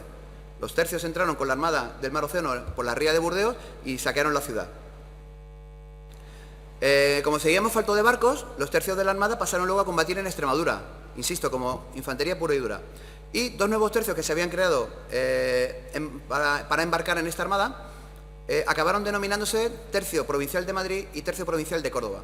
Estos 2 tercios, junto con los de Sevilla, Burgos y Valladolid, constituyeron la espina dorsal de la defensa de España en ese último periodo del Imperio Habsburgo, porque hasta entonces ya hemos visto que todos los tercios profesionales estaban en Italia, en Flandes, en Berbería o en ultramar. En España no había tercios, porque aquí bastaba las guardas de Castilla y las guarniciones fronterizas en el Pirineo para protegerlos. Solamente había un tercio fijo en el Rosellón. Y a partir de ahora sí que habrá 5 tercios provinciales pagadas por las provincias, por eso se llaman de esta forma. Habíamos dejado el Mediterráneo muy tranquilo. Las galeras ya prácticamente estaban en desuso, pero la flota del Mar Océano tuvo que intervenir en la campaña de Mesina, porque Sicilia había sido invadida por los franceses en 1674, aprovechando la rebelión de los mesineses. Allí, como ven, intervinieron este gran número de tercios, algunos de la Armada y otros del Ejército. No se asusten, porque ya los tercios del siglo XVII, sobre todo este último tercio, no tenían nada que ver con los tercios de principios del siglo XVI, de los cuales nos ha hablado Juan, que tenían 3.000 y 4.000 soldados. Estos tercios, en la mayoría de los casos, tenían 500. Eran tercios muy pequeñitos. Una década después estalló la guerra de la Liga de Augsburgo, en la cual los tercios del Mar Océano volvieron a combatir por tierra, sobre todo en Cataluña, y curiosamente también pasaron todos por Ceuta. Ahí les he puesto una imagen de Ceuta preciosa. Para el que no conozca esta ciudad, les recomiendo que vaya porque es increíble lo bonita que es, las vistas que tiene de ahí al estrecho. Ven ahí a la izquierda unos uniformes de colores, porque a partir de la campaña de Extremadura se pusieron de moda. Otro de los mitos que nos ha hecho creer el cine es que los ejércitos han tenido siempre uniformes, empezando por los romanos. Todos vemos las películas de romanos y lo vemos todos vistiendo la misma túnica roja, la misma armadura, el mismo casco. No, los uniformes se inventaron aquí, en la campaña de Extremadura contra Portugal, porque como los tercios profesionales, como hemos dicho, estaban en Italia, en Flandes y en Cataluña, no había tercios suficientes para enviar a Extremadura y hubo que enviar tercios de milicias. Los milicianos, como ya hemos visto antes en América, eran soldados eventuales. Eran campesinos que un día les ordenaban coger el fusil y marcharse al frente.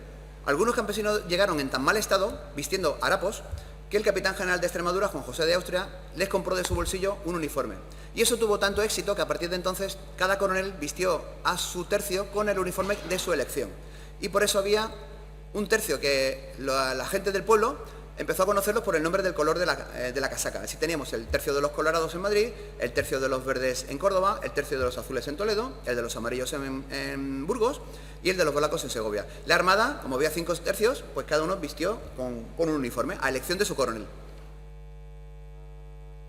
La última operación que realizaron los tercios de la mar Océana embarcadas fue la recuperación de Darien, donde los escoceses habían instalado una colonia que no tuvo mucho éxito porque ya antes de que llegaran los tercios prácticamente la habían abandonado porque no podían soportar las penalidades, el clima, los mosquitos. Entonces allí quedaban 4 escoceses cuando llegaron esos 3 tercios españoles, más el del Barlovento que como estaba en aquellas aguas les ayudó. Durante la Guerra de Sucesión, todos los tercios que servían en la Armada, que ya hemos visto que eran 6 si no recuerdo mal, pasaron a servir al ejército. En 1715 ya no quedaba ningún tercio en la Armada, puesto que el de Galeones también se había hundido y no había sido rehecho. Esto obligó a Felipe V a tomar una decisión drástica que tuvo una trascendencia importantísima en la historia de la Armada española. Y es el 28 de abril de 1717 promulgó este Real Decreto que voy a leer porque es muy interesante. Siendo indispensable que para el perfecto armamento de los navíos haya gente de guerra que los guarnezca, ha resuelto el rey que se formen 2 batallones con el nombre de Marina. Es la primera vez que aparece el nombre de Infantería de Marina en un documento oficial, destinando para ello los sargentos, cabos y tambores de los segundos batallones de los regimientos Marina y Mar de Nápoles. De aquí nace el equívoco de que todo el mundo se piensa que la Infantería Marina viene del tercio de Mar de Nápoles. Como hemos visto, el tercio de Mar de Nápoles había estado embarcado una semana, el resto del tiempo, los otros 50 años, había estado en Milán, combatiendo en tierra. Y el tercio de la Marina se había organizado en Palencia y recibió el nombre de Marina porque estaba destinado en Cádiz ese día, por accidente. Y además vemos que lo único que se destinó a la Infantería Marina fueron los sargentos, los cabos y los tambores, es decir, lo que hoy llamaríamos suboficiales. Los soldados fueron extraídos, como dice a continuación el decreto, los sargentos, cabos y soldados que hubieran en las compañías sueltas de Marina, es decir, los soldados venían todos de los tercios de Marina que no habían pasado al ejército o que no habían naufragado con el tercio de Galeones en Cartagena de Indias, ¿vale? Así que soldados del Mar de Nápoles no pasó ni uno a la Infantería Marina. Tampoco pasaron los oficiales, como vemos a continuación. El rey elegiría para capitanes de estos batallones de Marina a los tenientes de navío y para tenientes de navío a los alféreces para tenientes de estos batallones a los alféreces de navío, puesto que los oficiales de los batallones de Marina y Mar de Nápoles han de quedar reformados en los primeros batallones de sus mismos cuerpos. Es decir, que si yo era alférez de una compañía del segundo batallón del Mar de Nápoles, mis sargentos, cabos y tambores pasaban al batallón de Marina, los soldados pasaban al primer batallón del regimiento Mar de Nápoles y yo también. En eso consistía la reforma. O sea que ni oficiales ni soldados pasaron del tercio Mar de Nápoles a la Infantería Marina.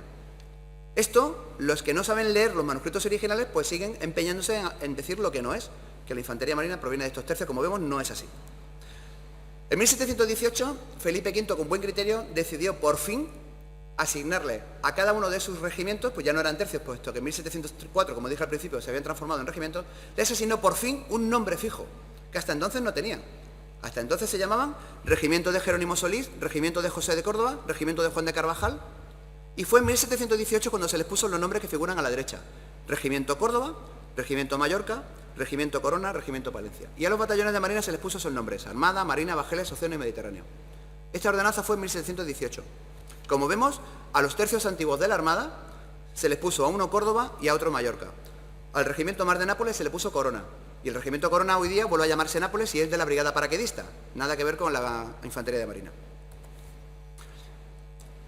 Sin embargo, como en aquella época había un problema con la antigüedad, porque todo el mundo quería ser el coronel del regimiento más antiguo, porque no solamente desfilabas el primero, sino que además tenía más posibilidades de ascender a brigadier, todos los coroneles querían que su regimiento fuera el mejor, el primero. Y entonces los batallones de Marina reclamaron a Felipe V que les diera la antigüedad del tercio de la Mar de Nápoles, del que según ellos procedían, aunque como ya hemos visto solamente salieron de allí los 20 o 30 sargentos, cabos y tambores. Felipe V en principio se lo concedió, a priori, hasta que se averiguara, hasta que consultara con el Consejo de Estado, digamos, ¿no? Los tercios de infantería, ya los regimientos de infantería protestaron, porque dijeron: ¿cómo es posible que este batallón, que es creado antes de ayer, va a desfilar delante mía, que yo tengo 200 años de historia? Y entonces Felipe V decidió ordenarle al fiscal general del Consejo de Guerra, que se llamaba Juan Antonio Samaniego, que emprendiera una pesquisa para averiguar el verdadero origen y antigüedad de cada uno de los regimientos.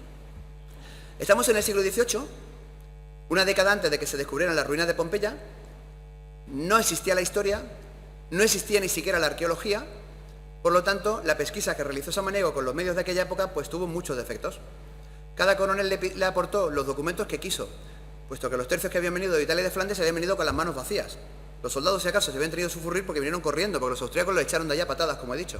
No se trajeron, por supuesto, la documentación, sus historiales, la lista de revistas, nada, no se trajeron nada. Por lo tanto, su historia se había perdido.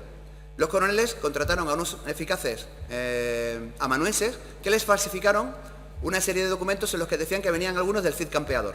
Y esto no es broma, consta en la disertación de Samaniego. No, mi tercio estuvo en la conquista de Sicilia con Pedro IV de Aragón, y esto está en la disertación. Falso. Como consecuencia de estos errores y de estas invenciones, los tercios de la Armada recibieron unos nombres completamente ficticios.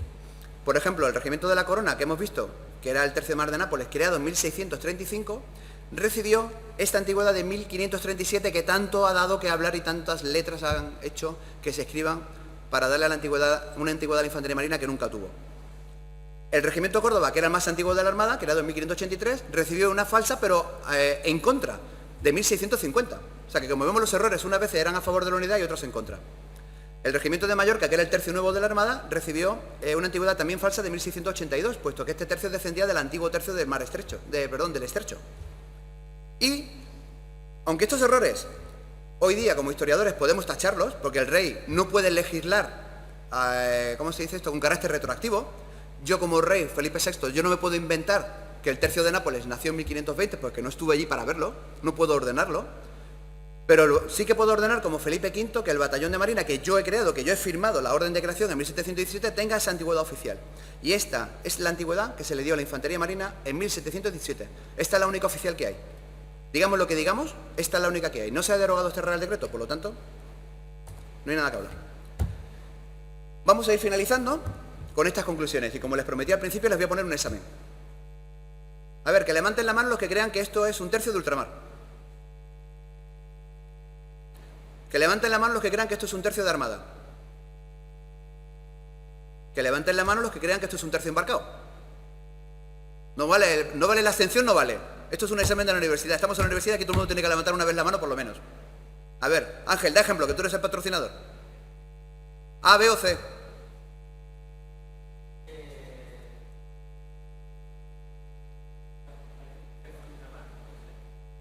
¿No saben lo que es esto? ¿Está en la Legión? ¿El puerto de Málaga? Bien, este es el tercio Juan de Austria, tercero de la Legión, cuando desembarcó en Málaga en 1985, porque iba destinado a Ronda. Pero no el tercio completo, solamente el grupo de caballería, que este vehículo que ven delante es una autometralladora Panhard del grupo de caballería del tercio Juan de Austria, en 1985. Esto, como ven, es un tercio embarcado. Aunque desembarque de un barco, los soldados no eran marineros ni eran infantes de marina, eran legionarios, puros y duros. Infantes, lo que llamamos en caballería pistolos. Infantes del ejército. Respuesta correcta, la A. Venga, a ver si ahora se animan a levantar la mano. Que levanten la mano los que crean que esto es un tercio de armada. Muy bien. Este es el tercio de infantería de marina que está de guarnición en San Fernando, cuando desembarcó en las playas del Líbano en 2006. Aunque parece lo mismo, no lo es. Se ve un barco al fondo, se ve un vehículo blindado en primer plano, se ve un soldado dirigiendo, pero no tiene nada que ver uno con otro. El tercio de la Legión está diseñado y organizado para combatir por tierra, en el ejército de tierra.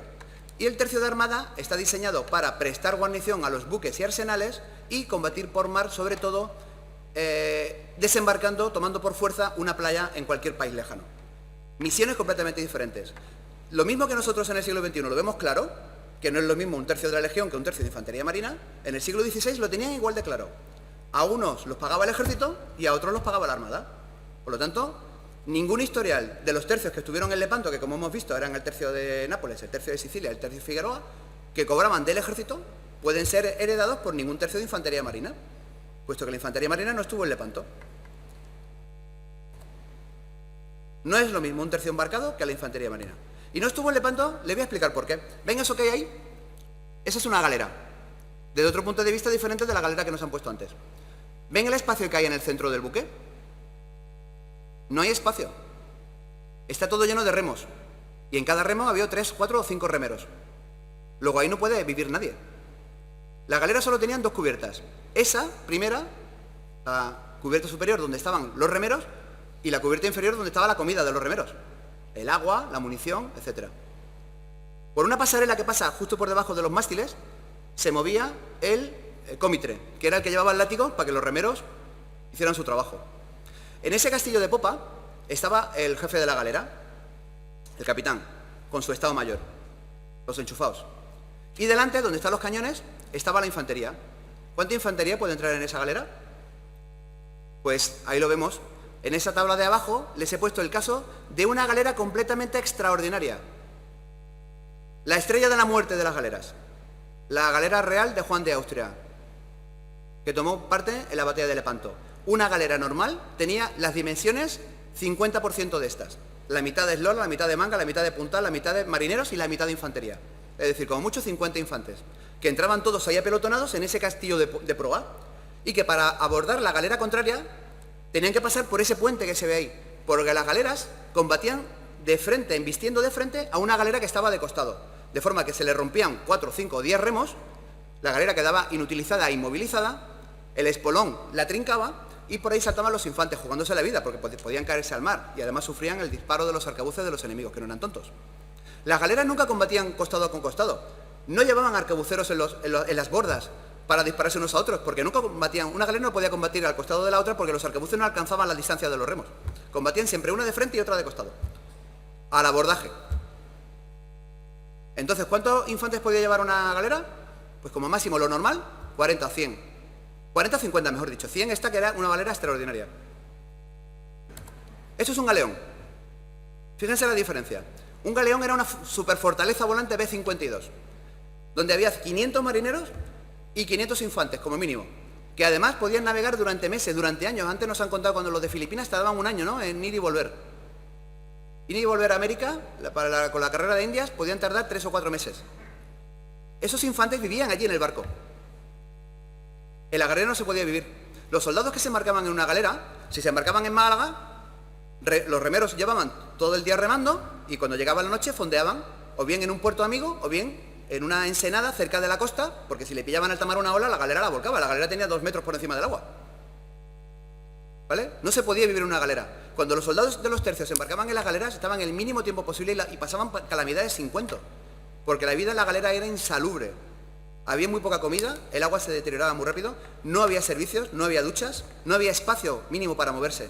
Cuando estas galeras fueron a Lepanto, no llevaban los 50 o 100 infantes que llevaban ahí, cargaron 200, 300, no había espacio físico para moverse, además con sus armaduras, con sus arcabuces.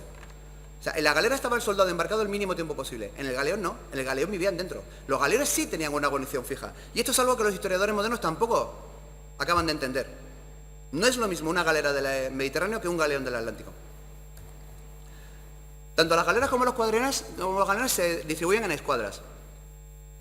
Teníamos concretamente 3 armadas. La Armada del Mediterráneo tenía las escuadras de España, de Nápoles y de Sicilia. La escuadra de España podía estar fondeada en Málaga, en Cartagena, en Barcelona. La escuadra de Nápoles estaba fondeada normalmente en la capital y la de Sicilia en Palermo, ¿vale? Y recorrían esa parte del Mediterráneo. Y además contaban con otras escuadras aliadas, que eran la de Génova y la de la Orden de Malta. La de Orden de Malta cerraba, como vemos ahí, el estrecho que iba hacia Túnez, que era español, y la de Génova navegaba por toda esa zona, ese lago Mediterráneo español. Las galeras de Nápoles y de Sicilia embarcaban a los soldados de sus tercios. Las galeras de España embarcaban normalmente a los tercios que se creaban aquí nuevos y que iban a Italia a combatir, o los que iban a Flandes que desembarcaban en Génova. Y las galeras de Génova embarcaban normalmente a los soldados del tercio de Lombardía, o del tercio de Saboya, o del tercio del Mar de Nápoles. La Armada del Mar Océano tenía 3 escuadras, que eran las de Galicia, Portugal y Estrecho, como hemos dicho, pero al contrario que las galeras del Mediterráneo, estos galeones tenían sus tercios embarcados permanentemente todo el año. Y además tenían unas escuadras auxiliares, que eran las del Flandes, que ya hemos visto que se contrataba por asiento, y también se contrataban por asiento, es decir, pagando a los armadores, las escuadras de las 4 villas y de Vizcaya. Por último, la Armada de Indias tenía 3 escuadras también subordinadas, aunque en todos los documentos de la época aparecen como armadas, ¿vale?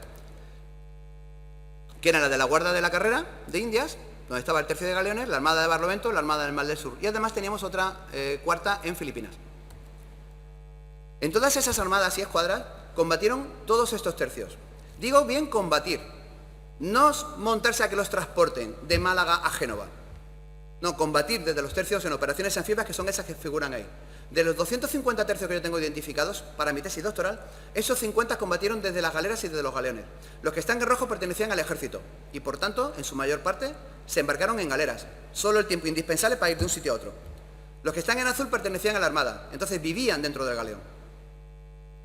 Como vemos, del ejército llegaron hasta la actualidad los regimientos, el tercio de Sicilia 3, que dio lugar a la actual Galicia, el tercio de Sicilia 4, que dio lugar primero al África y ahora se le cambió el nombre y se le ha puesto Sicilia, que está en San Sebastián, que por lo tanto no es el tercio viejo, sino el nuevo. El tercio de Lombardía, hoy día llamado Príncipe. El tercio de Lisboa, hoy llamado Zaragoza, que también está en la Brigada Paraquedista. El tercio de Bobadilla, que está en Zamora, que hoy día es el Regimiento Zamora. Y el tercio Mar de Nápoles, que luego se le llamó Corona y hoy día se le ha vuelto a llamar Nápoles, que no tiene nada que ver con el tercio de Nápoles de allí, del Virreinato. Fíjense que de la Armada solamente ha sobrevivido un tercio hasta la actualidad, el tercio viejo de la Armada del Mar Océano, que hoy se llama Regimiento Córdoba, y que no tiene barcos ni tiene nada que ver con la infantería marina. Tiene un batallón de carros de combate y otro batallón de caballería acorazada. Por lo tanto, el divorcio entre la infantería de marina y los tercios de la Armada es completo. No hay ninguna relación. La única relación se inventó en 1978 con este Real Decreto, que para sintetizarles, lo dejo ahí para que ustedes lo lean, y solamente les voy a contar los fallos. Felipe II no tenía una Secretaría de Guerra, tenía un consejo. La Secretaría de Guerra la inventó Felipe V, así que fíjese ya el nivel del que escribió esto. Los tercios de infantería de armada combatieron por tierra y por mar, cierto, pero no en escuadras, en galeras y galeones, solamente en galeones. Las galeras, como hemos visto, eran para transportar al ejército, eran como unos camiones. No combatían desde las galeras, salvo el Lepanto. Felipe V no asignó de forma definitiva las antigüedades a las unidades del ejército y la armada en 1717, lo hizo en 1741. En 1717 lo que creó fueron los batallones de marina. En 1722 no les asignó tampoco la antigüedad. Con posterioridad y por sucesivas leyes ordenadas de 1746, falso, de 1749, falso, y de 1871, falso, no le asignó la antigüedad de 1537. Lo que se hizo por esos reales decretos de 1748 fue que Fernando VI se dejó convencer por algunos marinos para darle a la antigüedad de marina, no la antigüedad de 1717 que había dicho su padre, Felipe V, sino una inventada de 1537, inventada por los marinos que decían que descendían del tercio de Mar de Nápoles, cuando ya hemos visto que no fue así. Pero con buen criterio, Carlos III, a pesar de que aquí dice que se le confirmó la antigüedad, no fue así. Carlos III la revocó y volvió a darle a la infantería marina la antigüedad que en realidad le correspondía, 1717. Ojo, no hablo de la infantería de marina como cuerpo, perdón, hablo de los batallones de marina, que son dos cosas diferentes. Bien, por último, dice ahí que la antigüedad de la infantería marina se ha visto temporalmente discutida, obvio, porque es mentira, y que, por tanto, considerando suficientemente acreditada la primitiva antigüedad del cuerpo, pues no está acreditada en absoluto. A poco que leamos un poco, vemos que de acreditada nada. ¿Vale? De lo que sí nos sentimos muy orgullosos todos los españoles es que la infantería marina sea la más antigua del mundo. Esto, por supuesto. Pero hay que ponerlo en cuarentena. Hay que ponerlo en cuarentena. Luego veremos por qué.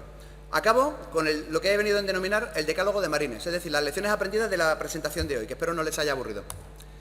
En primer lugar, Castilla y Aragón realizaron operaciones anfibias 3 siglos antes de que aparecieran los tercios. O sea, los tercios de armada no inventaron el combate naval, ya existían.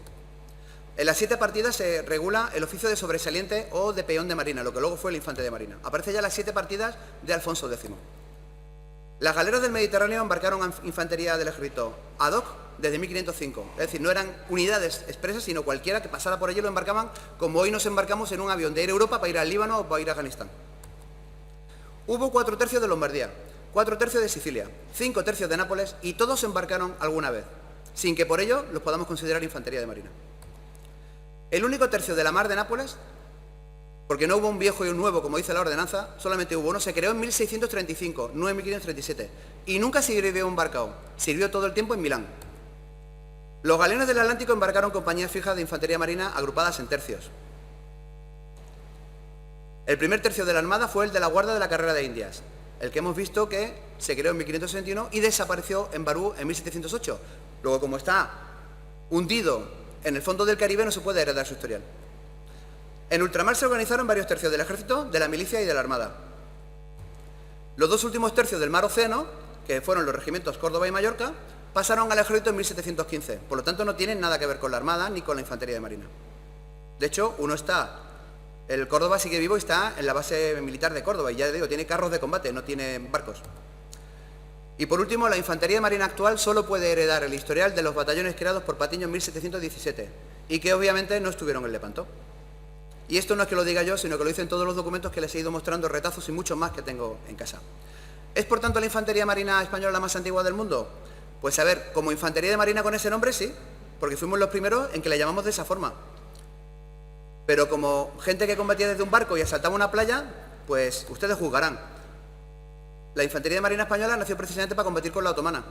Y los otomanos habían conquistado desde sus naves y con su infantería, con sus peones, mejor dicho, la fortaleza de Constantinopla en 1492. Los vikingos no fueron infantes de marina.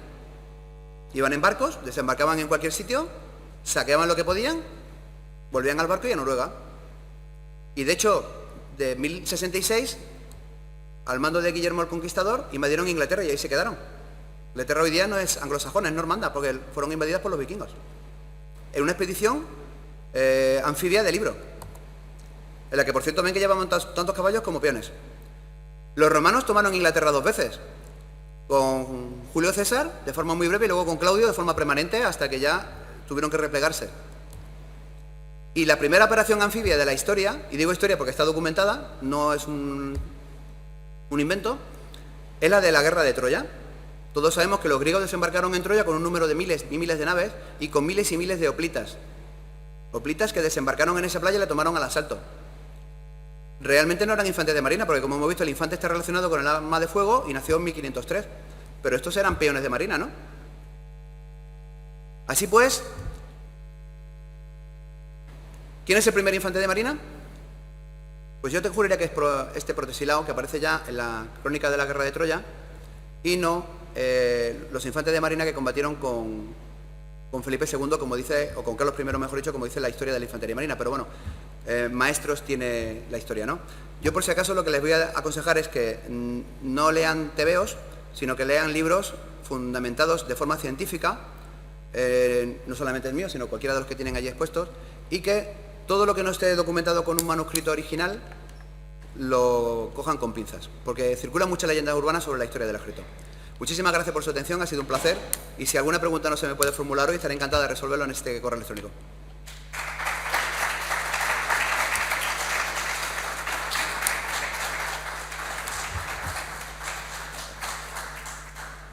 Bueno, Fernando, pues muchísimas gracias por esta cantidad de datos abrumadora que nos has ofrecido y lo que nos has dicho que tenemos que pensar y irnos a las fuentes, como has hecho tú, ¿no? Muy bien, y averiguar la verdad. Y si hay alguien que quiera hacer alguna pregunta, Paco me dijo que sí, pues adelante. Muchísimas gracias primero por tan documentada presentación. Lástima que los datos nos hayan desbordado. Yo solamente quería hacer una pregunta. Dado que los tercios en tiempos de Carlos II ya... Dado que los tercios en tiempos de Carlos II ya se habían reducido mucho en número de soldados, la evolución, la migración hacia regimientos, ¿qué cambio supuso? ¿Fue disolver las anteriores organizaciones completamente o fue una migración casi natural, por decirlo de alguna forma? No, no fue una migración natural. De hecho, ya lo he explicado antes que Felipe V tomó la decisión unilateral, como era francés, de adaptar aquí el sistema francés de la infantería, que era una organización regimental, que en España se conocía desde el principio, puesto que los primeros regimientos no son franceses, fueron alemanes y servían aquí en España, sirvieron con el gran capitán en Nápoles. Y a partir de ahí, donde había un tercio español, al lado había un regimiento alemán, ¿vale? Sin embargo, los españoles nunca adoptaron el pie regimental hasta Felipe V. Bien, lo que se hizo en 1704 fue que Felipe V, con bueno o mal criterio, decidió transformar de nombre sus tercios en regimientos, aunque si quieren tenían la misma orgánica. En vez de un maestro de campo les puso un coronel, pero tenían tantos capitanes como compañías, tantos alféreces como compañías y tantos sargentos como compañías, y luego un número de soldados variable en función de la entidad numérica, ¿vale? Entonces ese cambio del tercio al regimiento fue una mera circunstancia, que no afectó para nada a la orgánica. Lo que sí que afectó, como vemos, es al resultado, porque apenas 7 años después de adoptar el pie regimental nos echaron a patadas de Italia y de Flandes. Así que el cambio no debió ser muy productivo. No sé si con eso he contestado a tu pregunta. Muchas gracias. Les recuerdo a ustedes que pueden adquirir tanto el libro de Fernando como el de Juan Víctor. Lo tenemos a la venta en la entrada y se puede firmar. Y ahora les ruego que no se vayan. Otra pregunta, vale. Y les ruego que no se vayan porque en 5 minutos van a intervenir Lola, Ángel y Álvaro, menos 3 minutos, para simplemente contarles un proyecto que también llevamos a cabo, que es el de un concurso literario. Yo quería hacerte una pregunta, que es, a mí solo me consta que hubiera, pero yo por eso lo pregunto, solo me consta que pasara de servir en los tercios a América un solo señor, pero... ¿Perdón, un solo? Un solo señor, un solo individuo, que pasó de servir en los tercios a América. No. Una experiencia militar. No sabemos cuántos hubo. El número es imposible de calcular, pero ya le digo que no hubo uno por una sencilla razón. Todos los que acompañaron a Pedrarias de Ávila a tierra firme, es decir, el territorio comprendido entre Venezuela, Colombia y Panamá, en 1510, eran veteranos de los tercios. El propio Pedrarias no solamente, bueno, no había combatido en un tercio realmente porque los tercios no se adoptó ese nombre hasta 1536, como hemos visto, pero eran veteranos de la infantería española, que entonces estaba organizada en coronelías. Pedrarias de Ávila había sido, que fue el que conquistó, digamos, Panamá, fue coronel de infantería en la toma, por ejemplo, de Orán. Era uno de los, creo que eran 7 coroneles que mandaba la infantería española en Orán.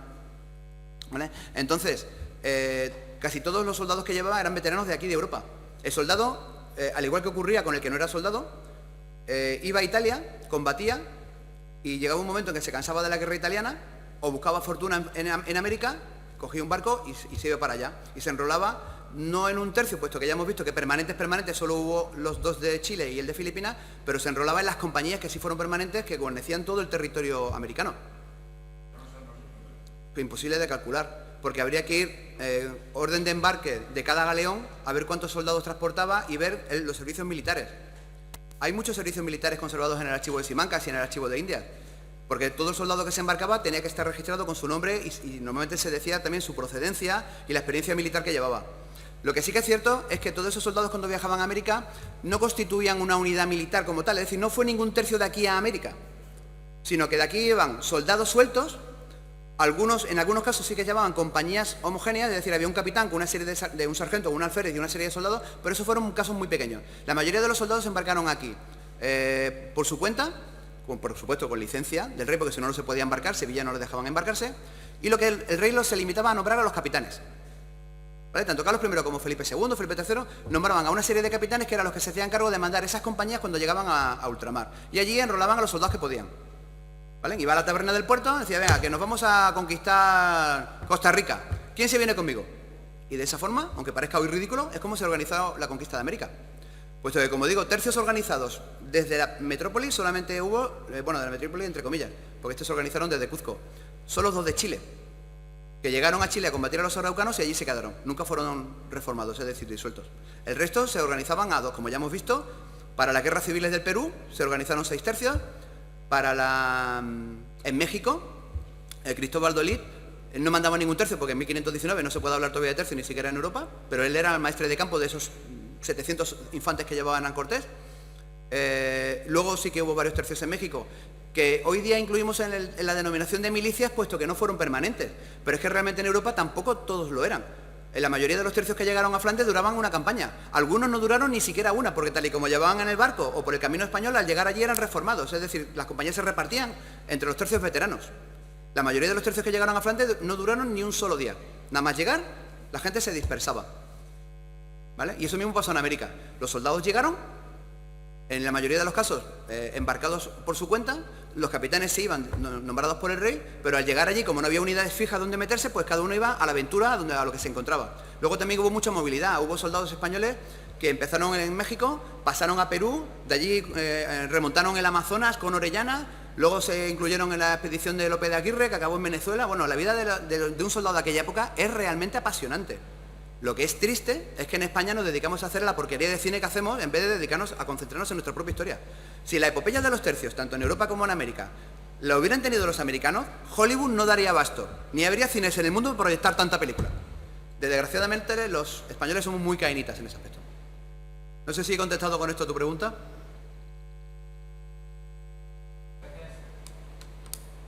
Muchas gracias una vez más, Fernando. Y ahora sí, por favor, un aplauso al ponente.